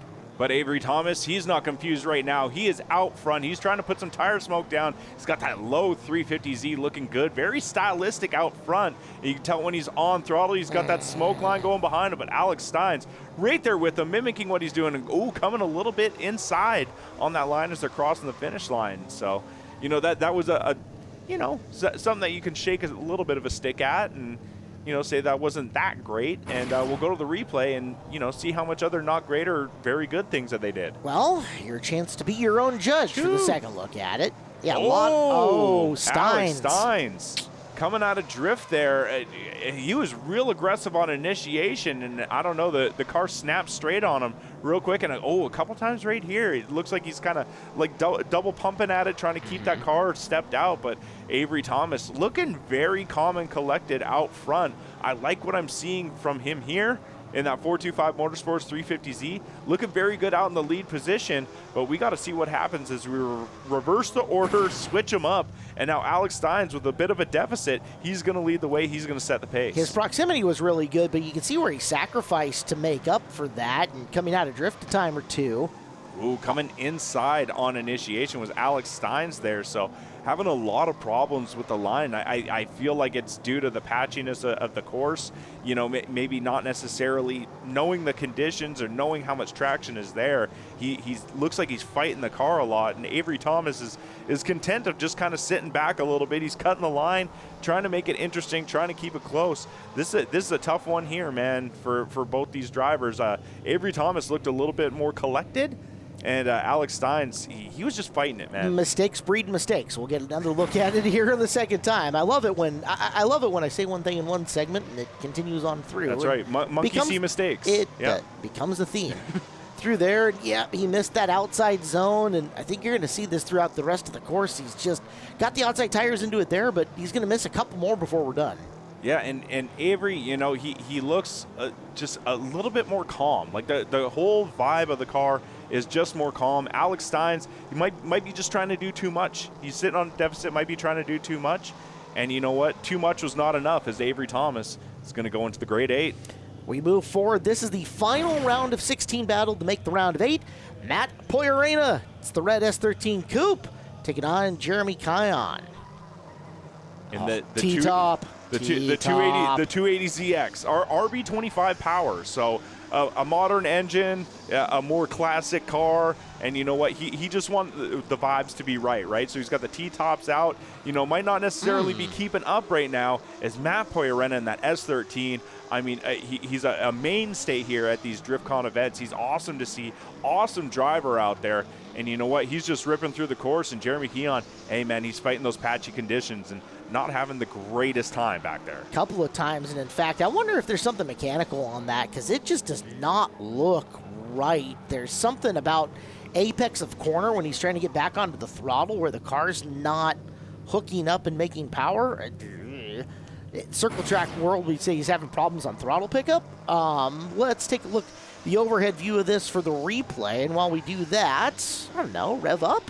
What do you think? Well, I don't know. It looks like his car might have been bogging down where he should have been revving up, dude. Exactly. Rev Up is the official energy drink of Evergreen Speedway. These amazing energy drinks are all natural and sugar-free. Let the energized seltzer drinks turbocharge your day. Make Rev Up your new choice for the best flavor and natural ingredients. Fuel your adrenaline with Rev Up energy drink. So I think it might have been like a car setup issue on Jeremy's part, just a little bit. Like you could see, some of these cars, they set them up to naturally understeer, so they have to drive the car a little bit differently. Whereas when you have patchy conditions and all of a sudden you come into a spot where it might be a little bit more slick, you might understeer just way too much, and that kind of seemed he was just fighting at the wheel, fighting the car to keep it in drift and keep it at like a manageable level of angle as well on that first run. Second run here, I mean, you could see Matt is a little bit hesitant to engage, to get right to his door there. And you know, I feel like rightfully so, but these guys got through that run and made it look somewhat decent. But that was a vastly better lead run than was a chase run there for Keon, and we'll watch it again from over the top, and little hand motioning coming outside of that. To the next run we go, and yeah, Keon smoother on this one for sure. All right, so initiating in, looking pretty good. Setting it up for that second outer zone. Doing a nice job filling that zone. Matt right there with him. Mimicking the line pretty well. Mimicking the angle, you know, pretty well as well in that chase position. Doing a nice job. And now he's going to try and lunge in, engage. And you can see that the car is just kind of washing out. Jeremy's car washing out, going around that light pole. So that might be one of those situations where the track has dried out, where there's a high wheel speed. And that's where the lower wheel speed portion of the track is. It's still wet. And you know what, Matt Poirena, hey man, he's the victor here. He's established a little bit of dominance. He's going to move on to the 8, and so are we. That's right. First run of the 8. It has been Carlton McDonald's day, and now his turn to knock off Dario Reddick and Dario's new toy. This is a tough bracket for Carlton right now. Like, I mean, he's just got killers that he's going against. And yeah, like you said, new toy for Dario, and this is a freaking Ginsu blade of an FD RX-7. And he's trying to wheel it to the door of that new Edge Ford Mustang. Carlton McDonald out there, out front, pouring on angle, bringing that car around. Look at that wash out. Oh, Dario! Parking it is Dario Reddick. That was uncharacteristic. I wonder if it came out of boost, came out of power, if he had a mechanical, because that's something I feel like that car should have been able to power through. So we're going to have to check on the replay and see exactly what happened to get some truth serum to it. He had looked really good sitting there in chase up until that point in time. So let's get a look as they started off. And again, McDonald, who has just been up against Murderer's Row here early, held, followed by Dreyer, both of them dispatched, and now up to Reddick, and Reddick's brand new hot rod. God, Carlton McDonald's filling those zones very well, doing a nice job putting his car in all the right places. And around here is where it happened. So it's tough to say. I feel like Dario could have powered out of that, but maybe it's just a, you know, visual thing from me where I'm not seeing exactly how much angle, how much momentum the car had going into that spot. Maybe he just had to get out of it just to save the car from actually looping. Got a hole to dig out of here in the lead run. He's going to have to hope for a mistake for McDonald. And McDonald, whoa, pushing the limits into that initiation. Another one of those guys who's just not going to sit back and just let it happen. He's going to make it happen. Is Carlton McDonald really pushing the pace here in the chase position where he's at an advantage. He doesn't really have to do that. But, you know, he's putting on the show, showman here, and trying to prove that, you know, he is one of the guys to beat. You know, first event of the season in our Northwest Drift Series championship here, and you know what? He wants to set the pace. He wants to set an example, and he's doing a nice job. There's a gauntlet he is throwing down here today, and again, we talk about he knocked off the 1 seed and held. He knocked off Dreyer. We know how good that he is, and now Reddick in danger of going down. Watching here on the replay and see if our eyes didn't deceive us. This looked like a great chase run. Yeah, so, you know, Dario Reddick getting past that point of no return that he had on that first run. A little left foot brake, trying to keep that wheel speed up, vehicle speed down. Could have seen a little bit more angle out of Carlton McDonald there as he's kind of taking a little bit of it. That's where he's tempering his approach. But you know what? He's able to do that. He had an advantage. He's going on. The day of McDonald continues as we are into the Elite 8. More coming up here on Hometrack Heroes on Seattle 11. We're into the Elite 8 here on Hometrack Heroes on Seattle 11. I'm Caleb Hart. He has Ben White. This is DRIFTCON and the Big Bounty Tournament brought to you by GREENSHIELDS Industrial. Sam Yeatman. Yeet. Coming up, it's Cameron Cook, one-on-one to make their way into the Final Four, and we're off and running. Dang. Yeatman shot out of a cannon off the start line, just establishing that gap right away, doing a nice job there as Cameron Cook caught sleeping a little bit, so now he's going to try and reel him in throughout the course. Dang, nasty transition there from Sam Yeatman and that C5 Corvette doing a nice job navigating through this course. A little bit of tire smoke, but this is that low wheel speed corner. Got to temper that approach a little bit, but look at that, right back on throttle, getting that smoke line going, crossing the finish line. Nice job out front from Yeatman, and Cameron Cook doing what he could to try and reel in his opponent. Yeah, you saw Yeatman was going to come out and put some pace down really early into that run and throw down and say, all right, Cameron, you want to catch me? Have at her, buddy. And from the very beginning, Yeatman on the hammer. Oh, yeah, just chopped down that tree right off the line and, you know, navigated through the course and just had that pace, kept it on the whole time. And, you know what, Cameron Cook was just kind of along for the ride there. And look, he's doing a pretty decent job of reeling him in gradually as they go through the course, cutting the line, but his opponent cut the line, so he's trying to follow him throughout this course, doing what he can. And you know what? That's a good job in the chase position when you're sleeping at the line. So we're going to reverse the order now. Cameron Cook, he's going to try and lead that line, but Sam Yeatman is ready for it. Both these guys hucking it in to outer number 1, transitioning to outer 2. Nice transition for both these. Oh, Yeatman! Yeeting it right around. That's unfortunate, man. Is it enough of a mistake to penalize him for what a good lead run was? It's the biggest error we've seen so far from either of the two, that's for sure. 100%, and it's one of those things where it's like if you have scoreable runs from the other driver and you don't have 2 scoreable runs from, you know, the Sam Yeatman in this case, it's like, well, you know, the needle moves one way. So we'll check this replay, see exactly what happened, but I think he just hucked the car too hard on transition. All right, watch it one more time. Yeatman's the car on the right-hand side of the screen. Cook leads into the corner. Cook just solid in and through, and here it is. Oh, yeah, and caught himself a little bit offline, too, so you saw him exceeding the track limits, that painted line on track, and so he might have found himself in a spot where there, you know, it was just a little bit more slick, a little bit less traction. Like I said, the road less traveled, man. Like, I mean, it's tough. It's hard. You know, game of inches. And Cook puts together 2 solid runs, and Cook moves forward into the Final Four. What a day for Cameron Cook. Absolutely, man. He's been moving up, and I've been waiting for this a while from Cameron Cook, man. Like, I mean, he's been getting better and better. He's been dialing that car in, and he's looking very comfortable out here at the Big Bounty tournament. Garrett Theriot he was the highest seeded coming into this. He's in the camo car. Casey Ferris going to follow him. Let's see what happens.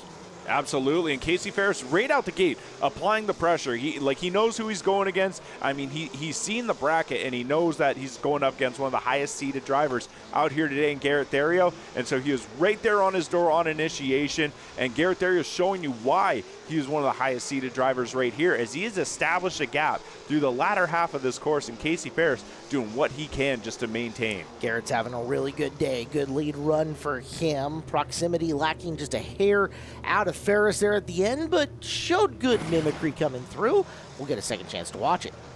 All right, let's check this out on initiation. Nice job. Good positive initiation there. Very smooth from Garrett Theriot. And Casey Ferris, look at that, trying to apply the pressure, being right in his peripherals right here, but grabbed a little bit of brake on this transition here, threw a little bit too much angle and tempered it around that inner, and this is where there's going to be a bit of a gap established here as Garrett Theriot is working his way across. Not the smoothest going around that light pole, but that is a huge point of contention in all these runs, all these battles, getting around that light pole. You can almost see where he's picking up on throttle every time through with the body language of the car coming in on Theriot. So let's watch and see how it changes. Theriot chases, Ferris leads here in their second run.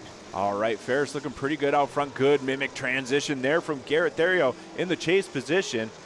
And, man, as these guys navigating through the course, Garrett right there doing a nice job with him, staying with his competitor here and taking that inside line. That's where he wants to be, more on the inside line. Look at that! Goes for the pass. So Casey Ferris on the outside. And, you know, was he wide enough to warrant that pass? It looked like Garrett was on the right line. Let's check out this replay and see what happened. All right, so in the judge's position, again, what justifies the pass here? If it's justified. If the lead driver is too wide on the line, so too far outside on where the course is like denoted out there by these painted lines on track. So as they're navigating through here, it looks great. Casey Ferris is on line, putting his car where it's supposed to be, right? Inner clips, he's got his front tires on it. Outer clips, got his rear tires on it. But now you see he wants to be on that painted line, and he's running way wide. He's 2-3 cars off that inner clip. He's knocking over barrels that he should never see in his whole life. And Garrett Theriot saw a door open. He stomped in with his muddy boots and said, yeah, I'm home. This is it. Yeah, and that the judges agree. That's right. The 454 car, Garrett Theriot, is going to move on into the Final Four. All right, it is Avery Thomas and Matt Poyarena coming after this one. Thomas Upstairs in the Purple Z, the S13 Coupe, that's Poirena. Remember, he's got the LS power underneath that as we're underway. Yeah, both these guys, LS power, under the hood, in the engine bay, however you want to call it. Avery Thomas out front. That stylish Purple Z looking very good as he's navigating through the course. And hey, Matt Poirena, that car is built for war 100%. He is ready to do battle with it, and he is up close and personal. I think it might be a bit of the camera vantage point that we got where it looked up close and personal, but he's going to dial it in, coming through right here in the power alley, transitioning with his opponent, crossing the finish line. There was a lot going on there, man. Little flat out of that last corner for Poirena, but you know, as far as being like in the pocket and right up on him for proximity, nearly as close as we've seen for a minute here, I think he was rolling good. Absolutely. These guys looking good, man. Hey, side by side, Avery Thomas looking very smooth out front. And, man, these guys looking out there, driving as if they would just want to get lucky. That's right. How about this? Created in 1982, the Washington Lottery was established to generate revenues for state programs through the sale of lottery products. Lottery scratch tickets at more than 30 games a year to experience, along with Powerball, Mega Millions, Hit 5, Match 4, and Daily Keno. Washington's Lottery. Dream big. Visit one of the Evergreen Speedway lottery displays at a convenience store near you.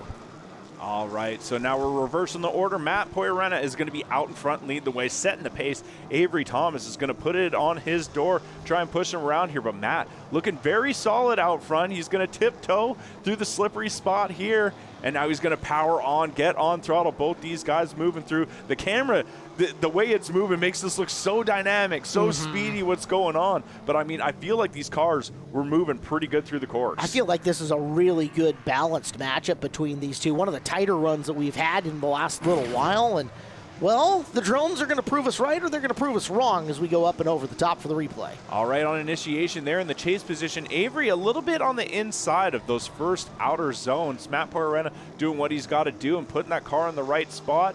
A quick little shallow up on angle and pouring it back on right now, doing a nice job as Avery Thomas dialing it in on his opponent, trying to stick right there with him, going through the power alley, a little bit shallow here. Hey, we got to send it to the judges now. It's in their hands, and hey, they're gifting it to Avery Thomas right now. All right, Thomas moves forward into the Final Four. And speaking of that, that was the last battle to get in the Final Four. Here is the Final Four. Carlton McDonald taking on Cameron Cook, two of our biggest stories of the day, going after it here. Absolutely. So Carlton McDonald having a heck of a bracket to get to this point. And you know what? Cameron Cook, just, you know what? The consistency is key in his world, and he's been looking great. Another Mustang on Mustang battle here. I mean, what's going on here? These wild ponies just prancing out here on course, looking great. But Carlton McDonald, you could tell he's got a hell of a race car in his hands. But look at that. Cameron Cook, he can't be shaken, man. He's right there with him. He's following his opponent through. And he's like, hey, this is drifting, baby. Let's go out here. Let's have some fun. McDonald's come out, and he has straight up won some matches, whereas Cook has been very solid, but he did get, one in there where it was driver screw-up that ended up helping him make his way forward. We'll see. Cook looking really good, though, on this chase. Absolutely. So Carlton McDonald in that lead position, got to get his car out into all those zones. And, coming up a little bit shallow, but Cameron Cook right there with him. Hey, you know what? He's keeping pace. He's got that consistency, right? Consistency is key, keeping it together. And you know what? All that horsepower that Carlton McDonald has, in these patchy conditions might not necessarily be a huge advantage, whereas Cameron Cook can kind of set it and forget it, basically cruise control with that thing, and he can use all of his horsepower. All right, so flip the roles. Cook leads. McDonald chases. This one for a spot in the finals. All right. Nice angle there from Cameron Cook. And good mimic there from Carlton McDonald in the chase position. I like what I'm seeing so far in this first portion of this battle. Look at that, Cameron Cook. Oh, running a little bit wide, opening the door for Carlton McDonald. He is right there. He is ready to step inside, and look at that. Side by side, coming around the light pole. And here we're going to stand on the skinny pedal, going through the power alley. One more transition, cross the finish line. This is a tough one. Yes, sir. Good battle between those two once again. All right, judges, they got to get to their thinking. We get one more chance to watch this. What fun that was. Yeah, who are the judges going to send to the finals right now? Is it going to be Cameron Cook or is it going to be Carlton McDonald? Cameron looking very good, filling out those zones very well. But look at that, Carlton McDonald doing a nice job of getting in the pocket there, of diving in. Cameron Cook, I like how smooth he is in that car, running a little bit wide here. That's that patchy spot, and this is where they're going to step on the skinny pedal. Doing a nice job. Out front is Cameron Cook. Carlton McDonald right there with them. This is too close. This is too hard to call for me. I don't want nothing to do with it. McDonald goes. McDonald goes, and I'll dude. tell you what, so Cook's going to get a chance. He'll run for a top for a third and fourth, as we will have that consolation run. We need to figure out who McDonald is going to take on, and the options are Garrett Theriot or Avery Thomas. Theriot, the camel-colored car, Thomas in the purple. Here we roll. This should be fun, man. These are two very evenly matched drivers right here. Garrett Theriot! Running it wide, and a big mistake on initiation, that lead position. That is not good. So I think right where that was, it's very close to being, considered the run is dead right there, just based on being unchaseable. But these guys are going to finish out the run, if nothing else, just to feel out the track conditions, right? So, especially Avery Thomas's part, if he sees that lead driver going, he's got to go. Yeah. Like, he's got to go. He makes sure he's doing what he's got to do. And you don't know what the judges are thinking as far as the scoring goes there. So you finish the run, you do the absolute best you can, and fingers crossed you didn't go so far off track to kill it. Ugh. Yeah. Oh, yeah. So it's tough. It's tough to say if that's like, an unchaseable lead run, if that's it, the run is done there. So both these guys, hey man, this is drifting. We need to be competitors here. We need to go to battle, and that's exactly what they're doing. So Avery Thomas is a little bit back. He got hung up on that big mistake at the front, but you know what? He's seen what his lead driver's doing. He's going to mimic that line. He's going to mimic that angle, do what he can right there, switch the order, and you know what? Let's see if we can get a definitive winner here. He is the leader in the clubhouse, at least for the moment, as we'll watch. Ooh, and once again from the in-car camera. From the Travis PNW, right? Oh my gosh, This is chaos on track. Oh, and that's a massive mistake from Thomas.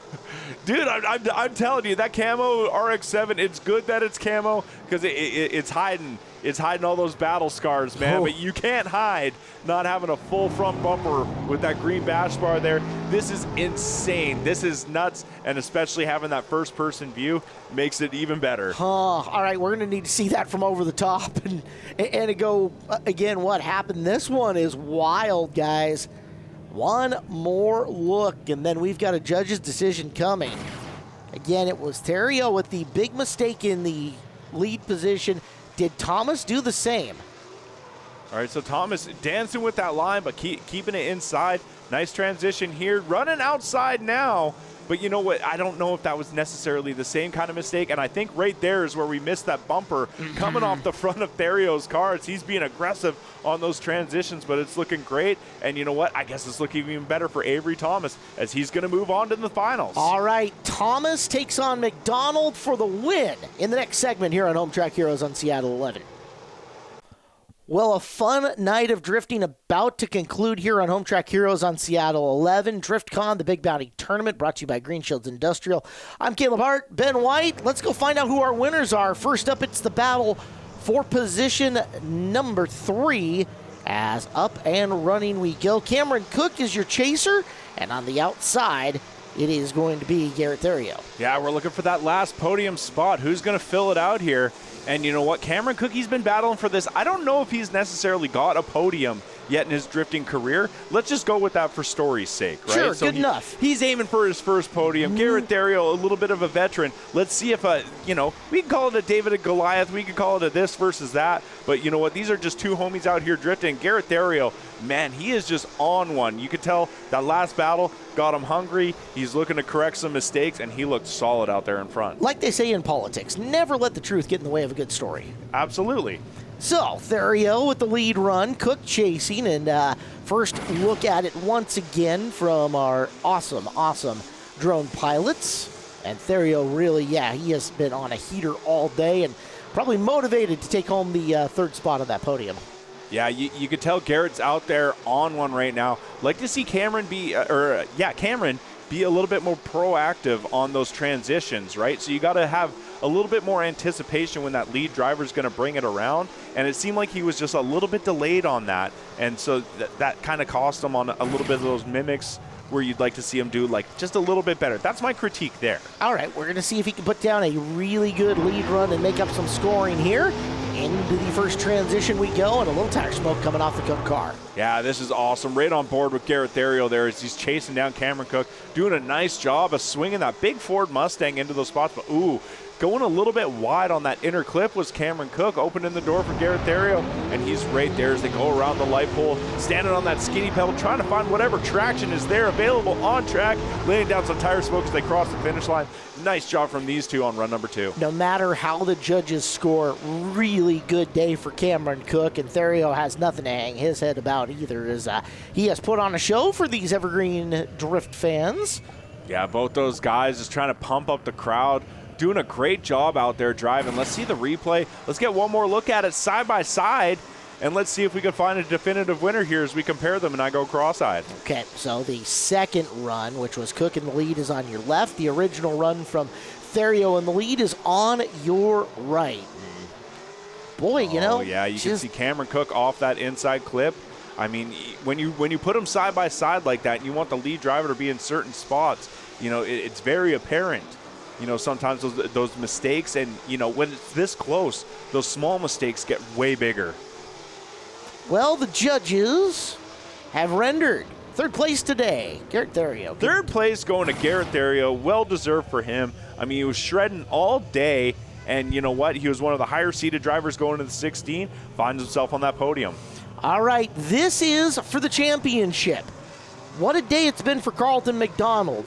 Avery Thomas in the Purple Z, going to try to follow him in and through as we are underway in the championship. You know what, and Avery Thomas, I think this is another guy where I don't remember him being on the podium before, but you know what, his driving's getting so much better, and let's see what he's got going against Carlton McDonald, who has not had an easy road to this point. He's been taking out absolute shredders out there, and you know what, he's out front, he's got those tires spinning, and he's looking great in that new Edge Ford Mustang. He has absolutely slain some dragons here on the day. Thomas with the chase run, and our first chance to watch it back coming up.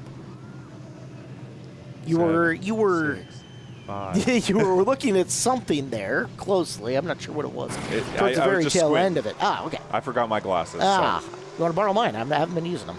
100%. So both these guys transitioning through, doing a nice job here as they're navigating through the course. Man, you know, these guys both look like they're on offense. They're not on defense. No shields are up, Caleb. No shields are. Green Shields, your trusted local family-owned store since 1953, specializing in brake lines, clutch lines, and especially high-performance lines like these guys are out there high-performing right now for drift cars and competitive racing.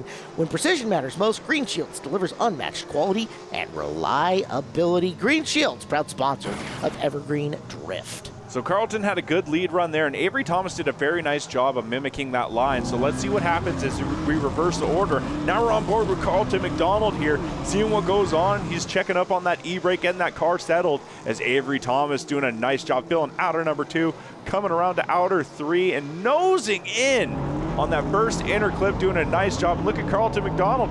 First time today that we see someone dealing with a little bit of a smoke line that they have to contend with, and you know what, it becomes a factor, right? You don't want to get caught in that, you don't want to get distracted by that, and hey, they're crossing the finish line looking solid, man. What a cool run that was, complete with the in-car. All right, we get to watch it again.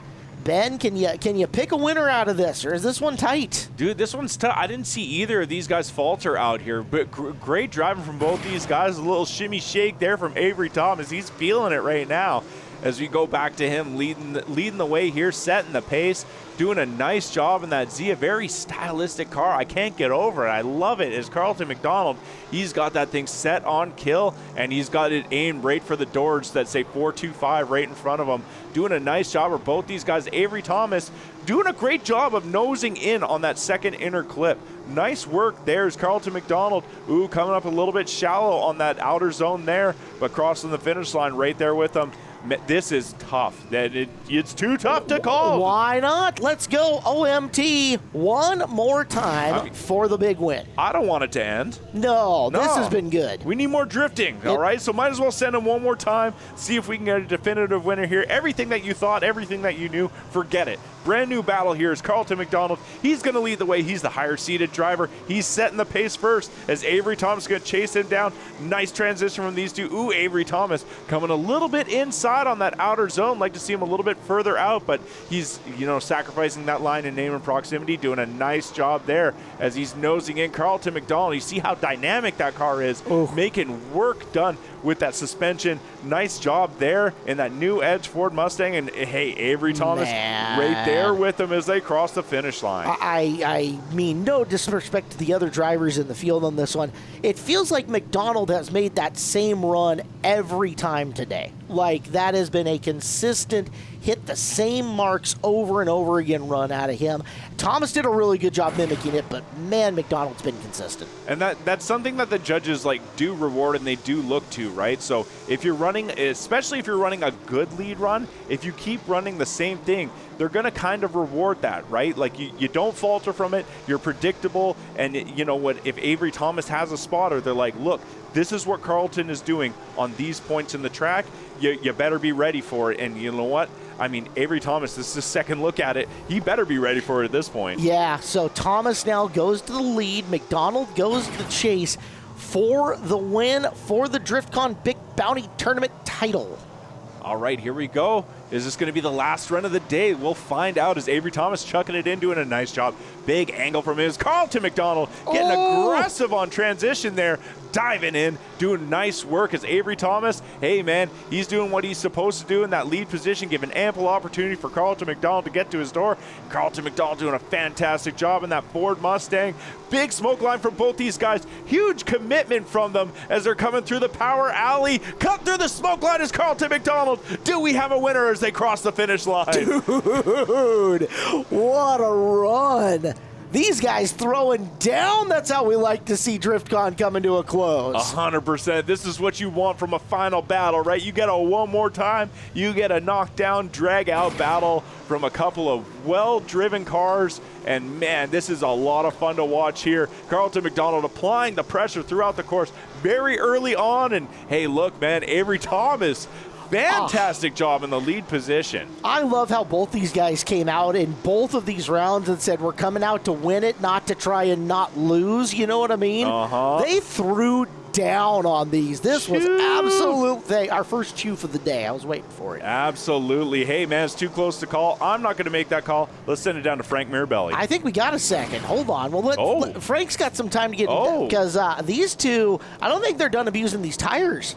Oh, that's right. We got to hit some sellies, right? That's right. Hey, you know what? If they got any rubber left after this, they're going to be, I don't know, all the worse for it. Burn them up, boys. And just a reminder, too, while these guys get out there and celebrate, if you've enjoyed what you're watching on Hometrack Heroes today, we drift all the time at Evergreen Speedway, not just on, our DRIFTCON events, but you need to come out for Grassroots, which is on the schedule all over the place. 100%. That's our other level of competition, right? So we got the Northwest Drift Series, which is what you see here at all of our DRIFTCON events, a little bit higher tiered competition. And then we got a grassroots level competition, which is a more street car oriented thing. But you know what? Both series are so competitive, so much fun to watch. And I think now it's about time to send it to Frank. Indeed. Frank with our winner of the Big Bounty Tournament. All right. Welcome, everybody, down to the podium. This is one of the bigger podium crowds I've seen in a while out here. This is great. This is awesome. Thanks for sticking around. I know the weather helped us out a little bit, but, man. All right. Mr. Style. That's all I called you all day. 90 degrees, full throttle, 90 degrees, full throttle. How was your day? Tell us. It was good. You got to thank God first for the day. And every time I pulled up to the line today, I thought there's thousands of people in these stands, so it would die to be in my seat. And so I let my hand stop shaking, put a smile on my face, and put the rest of the test. It's awesome to see you back out here. I know you take your breaks, you come back, you party with us in Open Drift, and you come back to these events, and you still throw down even with little breaks involved. Is there anybody else you wanted to thank, sponsors, anything like that? Yeah, I got to thank Mag Motorsports. They helped get me here. My brother paid, and Winter Circle Garage was my pit crew all day, and that's why we're here. And then I wanted to ask you, how did you manage the transition in the between the wet, the patchiness? With your driving style, that's got to be really hard to get from corner to corner sometimes.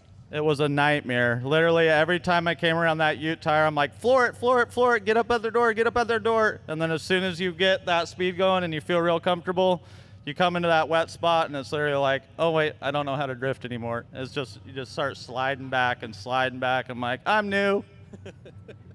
Well, thank you very much, Garrett. Third place here, so he's got we got a couple things to give him. One trophy. We got your third place trophy. You got $1,000. It's gonna get you the cash. Yeah. Third place brings you $1,000 here at DRIFTCON, and you know what? You really deserved it, man. It was a lot of fun to watch you all day. It was really cool. We were all excited in the booth cheering you on. Just the style. Again, it's the style aspect. You win that every time. It was between you and one other person for the highest style score, and that was the style judge. So it's tough to figure those one out. I got one more thing I gotta say. One more thing I gotta say. We're on Kenda's all day, and we hope we're getting some more, baby.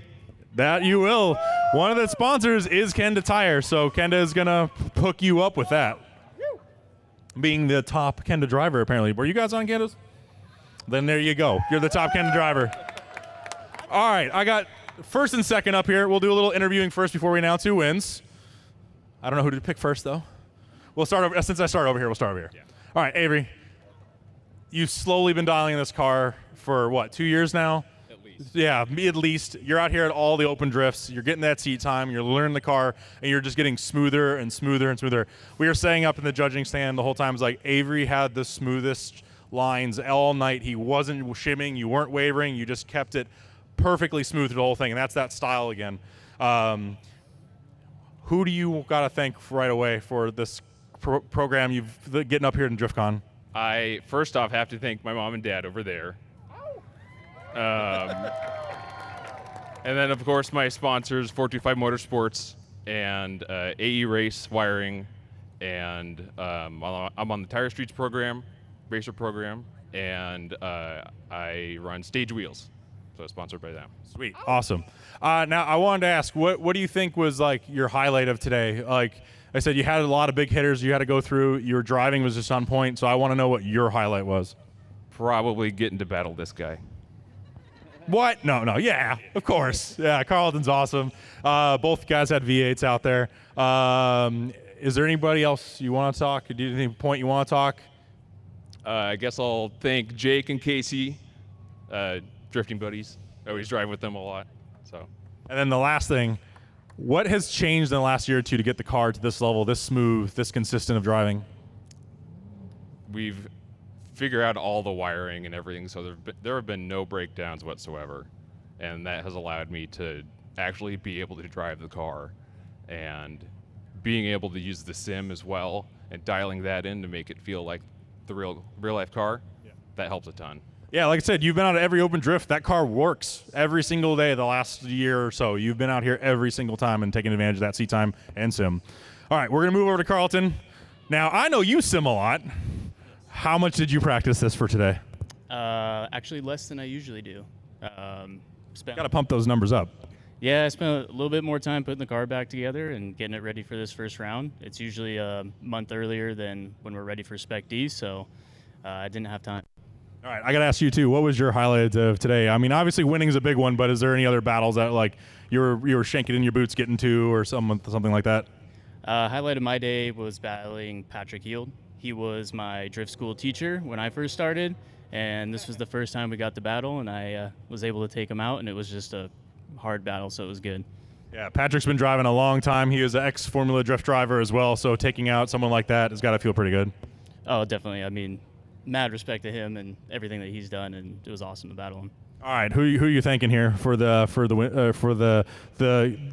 weather, the good luck, the everything just blowing and causing all the problems you had to work through all that. So who do you got to thank for that? I would first like to thank my team and my family. They come and they kick ass every single time they're out here. So big thank you to them. And I'd also like to thank my sponsors, FDF Race Shop, Nitrous Outlet, Snohomish Hay and Cattle, Zestino Tires, and AccuTab Gaming Systems. Yeah, There was so much adversity today for everybody. I'm so stoked to have watched you guys drive all day. The patchiness we all know is like the worst thing in the world in drifting. That's what I was saying. Battling the weather, getting to this point is just insane, and it was great watching you guys drive today. So we do have a couple of prizes for everybody. So we get to give out the trophies. And should I go with first place first, or? They'll know who second was. Yeah, that's fair enough. Now, this is a trophy that's eluded me for a long time. And I'm really jealous of that because this is a really cool trophy. I really enjoy this thing. I wouldn't even care about winning a championship. I want this. So I got to hand this sucker out. Boy, this is heavy too. And the winner of DRIFTCON, the season opener, Big Bounty, is Carlton McDonald. That means Avery gets second. You got the big checks. We got $3,000 going to the winner. We got $1,500 going to Avery, and also we got another award. Okay. Oh yeah, we'll give you the other prize later. You gotta do that. All right, let's swap around. Let's get some photos for these guys. Another round of applause for your podium here.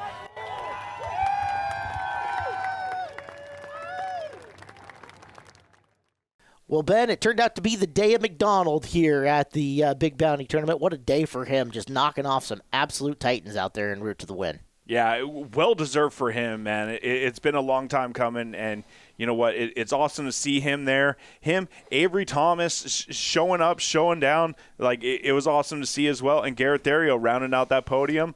Unreal, dude. Pro Late models are on the program next week here on Hometrack Heroes, Street Stocks, Legends, Stinger 8s, and Hornets. Next time you can come to Evergreen Speedway, Saturday, April 25th, Outlaw Figure 8s, Street Stocks Figure 8s, Youth, Hornets, Minis, Vintage Mods, and Spec Rangers. Next time we will see Ben White.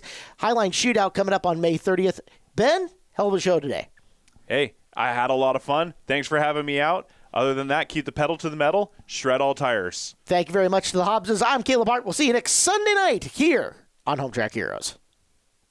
Thanks for watching Evergreen Speedway's Hometrack Heroes on Seattle 11. Join us next week for more great racing from Evergreen Speedway.